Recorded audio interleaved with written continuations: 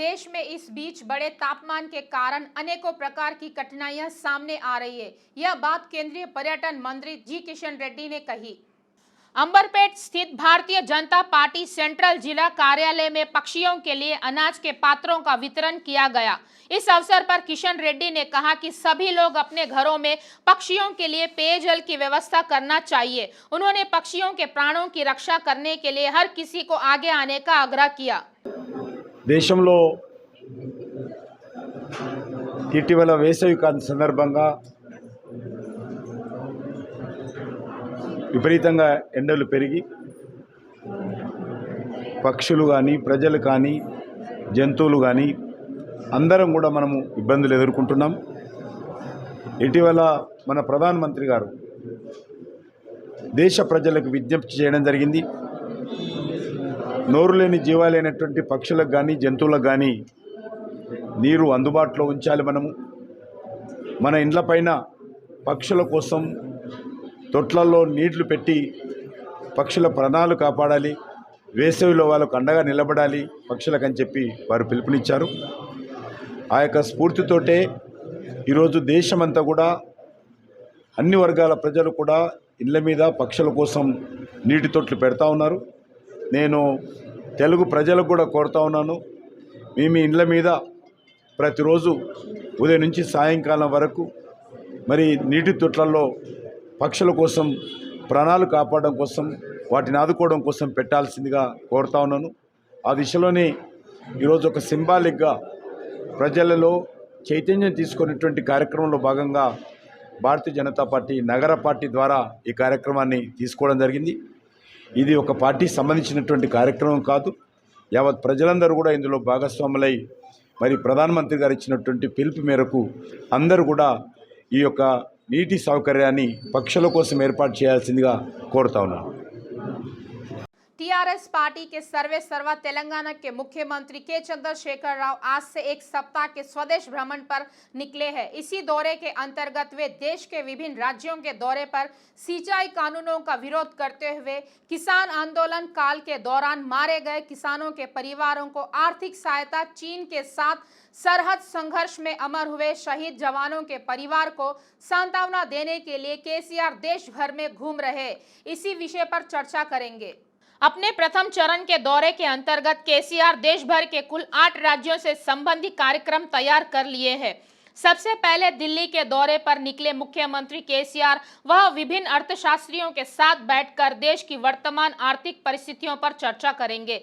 साथ ही राष्ट्रीय मीडिया संस्थाओं के पत्रकारों से भेंट कर अपने विचार व्यक्त करेंगे। 22 मई को केसीआर चंडीगढ़ पहुंचकर वहां किसान आंदोलनों के दौरान प्राण गंवाए पंजाब, हरियाणा, उत्तर प्रदेश, दिल्ली से संबंधित लगभग 600 किसानों के परिवारों से मिलकर उनसे परामर्श करेंगे, अपनी ओर से सांत्वना देंगे। इसके साथ ही उन परिवारों को विश्वास में लेते हुए आर्थिक मदद के रूप में 3-3 लाख रुपए के चेक पीड़ित परिवारों को प्रदान करेंगे।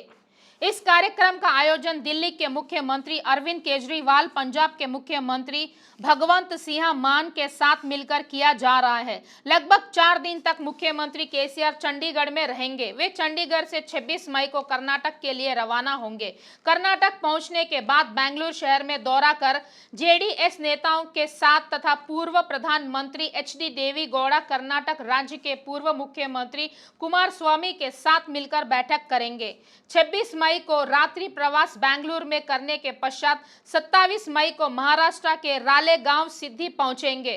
वहां समाज सेवी, सामाजिक आंदोलनकर्ता अन्ना हजारे से मिलकर बातचीत करेंगे। इसके पश्चात केसीआर शिरडी पहुंचकर वहां साईं बाबा के दर्शन करेंगे और वहां से सीधे हैदराबाद रवाना होंगे।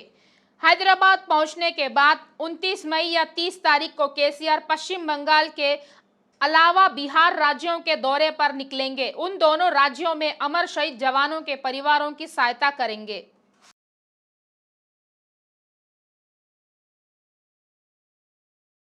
बंसीलाल पेट डिवीजन में राज्य के मंत्री तलसानी श्रीनिवास यादव ने दौरा किया। अपने इस दौरे के अंतर्गत मंत्री ने 3.82 करोड़ रुपए के विकास कार्यों का शुभारंभ किया। मंत्री यहां विकास कार्यों का उद्घाटन करने के पश्चात पद्माराव नगर सरकारी पाठशाला में 19 लाख रुपयों की लागत से आरंभ किए गए विकास कार्यों का शुभारंभ किया। इस मौके पर मंत्री ने विद्यालय के छात्रों आदि से बात कर विद्यालय में उपलब्ध सुविधाओं, शिक्षा व्यवस्था, कक्षाओं के संचालन की व्यवस्था आदि की जानकारियां ली। उन्होंने इस मौके पर स्पष्ट करते हुए कहा कि निर्वाचन क्षेत्र की जनता के लिए आवश्यक मौलिक सुविधाएं उपलब्ध कराने के लिए चाहे कितना ही धन खर्च क्यों ना हो, उसे खर्च कर लोगों तथा विद्यालयों के जीवन को सफल बनाया जाएगा। मंत्री तलसानी ने कहा कि टीआरएस सरकार जनता की समस्याओं के परिष्कार के लिए लगातार काम करते हुए समस्याओं के परिष्कार की ओर विशेष ध्यान दे रही है।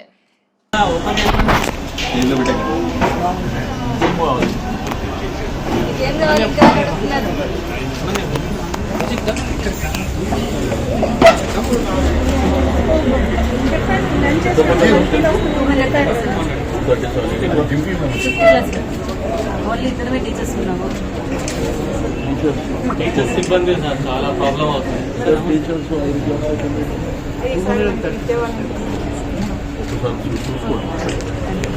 స్ట్రెంత్ బాగుంది కానీ అది మీరు కొంచెం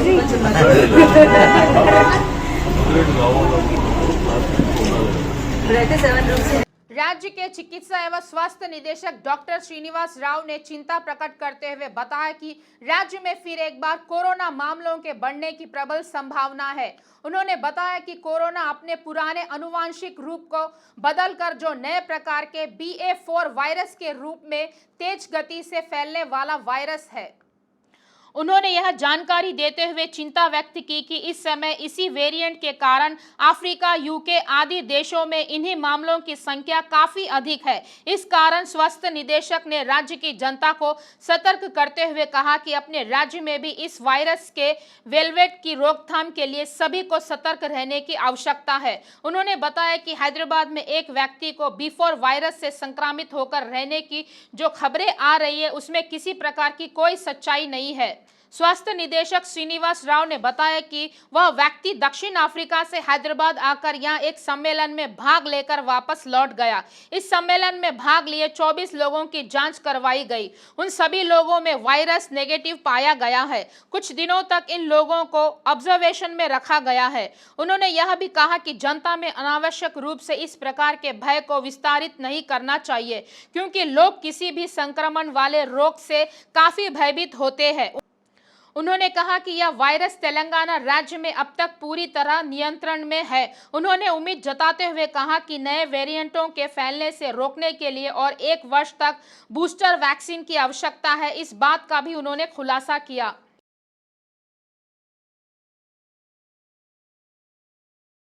प्रमुख तेलुगु अभिनेता व जनसेवा पार्टी के संस्थापक अध्यक्ष पवन कल्याण का उप्पल रिंग रोड पर भव्य स्वागत किया गया। पवन कल्याण इस मार्ग से संयुक्त नलगोंडा जिले के दौरे पर जा रहे थे।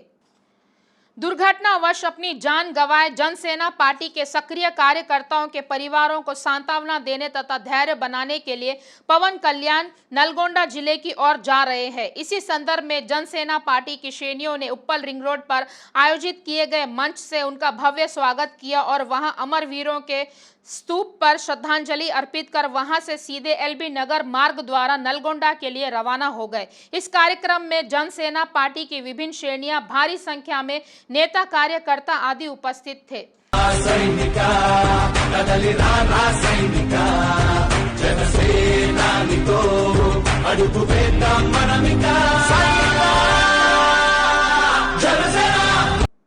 इस माह की 23 तारीख से 10वीं कक्षा की बोर्ड परीक्षाएं आरंभ हो रही है। इसी नेपथ्य में कुक्कड़पल्ली विधानसभा क्षेत्र के एक परीक्षा केंद्र पर स्कूल में अधिकारियों ने सभी प्रकार की व्यवस्थाएं की। इसी के अंतर्गत GHMC की एंटोमोलॉजी टीम स्पेशल ड्राइव आरंभ किया है।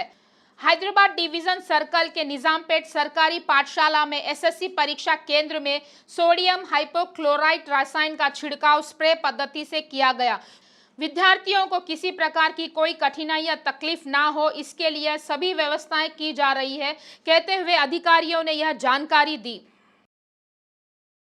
GST के मामले में उच्चतम न्यायालय ने लैंडमार्क फैसला सुनाया है। जीएसटी काउंसिलिंग के फैसले में केंद्र एवं राज्य सरकारों को वचनबद्ध होने की जरूरत नहीं है। जीएसटी काउंसिलिंग को कानून बनाने के अधिकार नहीं है। इस बात को याद दिलाते हुए उच्च न्यायालय ने अपनी टिप्पणी की।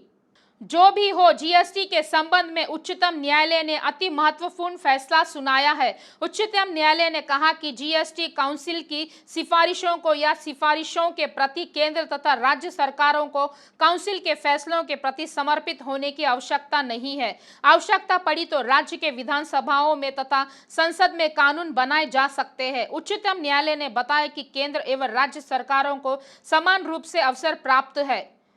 करों के विषय में संविधान की धारा 246A के अनुसार केंद्र एवं राज्य सरकारें समान है कहकर बताया गया है। संविधान ने बताया कि एक के आदेश दूसरे पर थोपने की भी आवश्यकता नहीं है और ऐसा नहीं करना चाहिए। उच्चतम न्यायालय ने टिप्पणी की कि इतना ही नहीं, केंद्र और राज्य सरकारों के बीच चर्चाएं जरूरी है।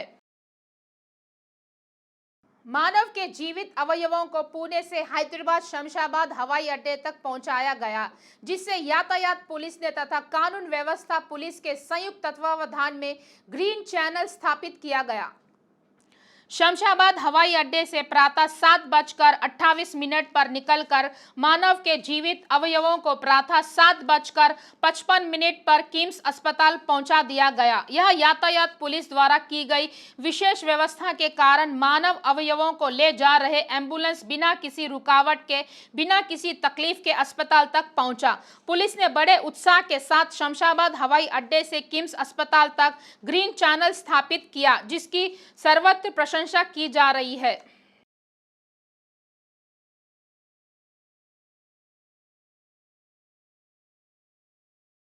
दिशा के आरोपियों ने एनकाउंटर पर उच्चतम न्यायालय में आज सुनवाई आरंभ हुई।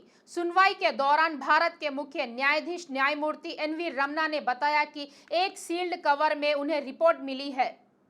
इसके पश्चात न्यायमूर्ति एनवी रमना ने बताया कि यह मामला उच्च न्यायालय को स्थानांतरित करने की आवश्यकता है। वह वरिष्ठ न्यायमूर्ति से गठित कमेटी को यह शील्ड कवर उच्च न्यायालय पहुंचाने का याचिकाकर्ताओं से आग्रह किया। उच्चतम न्यायालय ने यह भी कहा कि सरकारी रुख के संबंध में चर्चाएं आदि करने के बाद उच्चतम न्यायालय को जानकारी देने की भी आदेश जारी किए गए हैं। प्रमुख जीप वाहनों की निर्माता कंपनी जीप ने अपने नए मॉडल जीप मेरिडियन को बाजार में उतारा है। हैदराबाद के जुबली हिल्स के शोरूम में जीप मेरिडियन कार का संस्था के प्रतिनिधियों ने अनावरण किया। एसयूवी सेगमेंट में आकर्षक फीचरों के साथ यह जीप मेरिडियन को जीप ब्रांड की भारत के प्रमुख महाजन कहकर प्रशंसा की गई। एडवेंचर आधुनिक तकनीकी को जोड़कर तैयार किए गए इस जीप मेरिडियन को ग्राहक काफी पसंद कर रहे हैं। वहीं यह कार भी साहसिक वाहनों के शौकीनों को एक अच्छी अनुभूति का आभास करा रही है।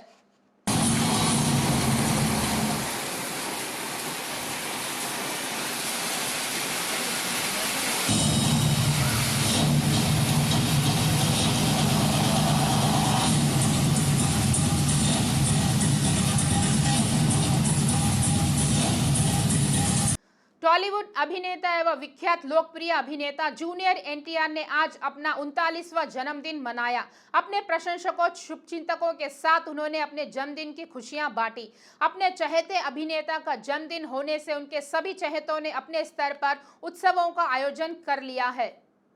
हैदराबाद की ओर दौड़ आए जूनियर एनटीआर के फैंस ने देर रात तक उनके निवास स्थान के समक्ष काफी हंगामा किया। जूनियर एनटीआर का जन्मदिन होने से कल देर रात तक उनके फैंस, अभिमानी एवं शुभचिंतक उनके घर पर पहुंच गए और उनके घर का मुख्य द्वार पर ही केक काटकर उन्हें बधाइयां देते हुए एनटीआर बाहर आए कहकर नारेबाजी करने लगे। जूनियर एनटीआर के प्रशंसकों द्वारा वहां हंगामा मचा देने से राह चलने वालों को काफी कठिनाइयों का सामना करना पड़ा। एक और उनके प्रशंसक खुशियां मनाते हुए धूम मचा रहे थे तो वहीं वाहन चालकों को आने जाने में तकलीफ हो रही थी, जिससे पुलिस ने वहां पहुंचकर एनटीआर के प्रशंसकों को भगाने का प्रयास किया। अंततः पुलिस की भी बात न मानने से पुलिस ने लाठीचार्ज कर दिया।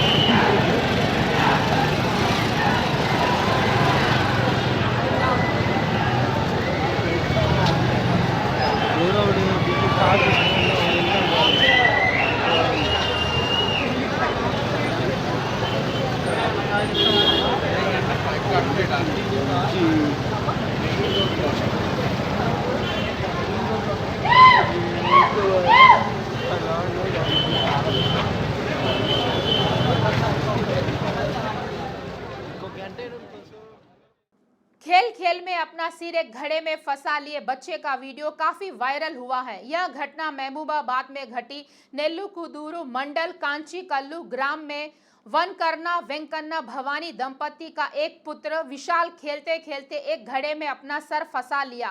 काफी समय के बाद भी घड़ा उसके सर से न निकलने पर घड़े को काट कर सर बाहर निकालना पड़ा, जिससे इस समस्या का हल निकल गया।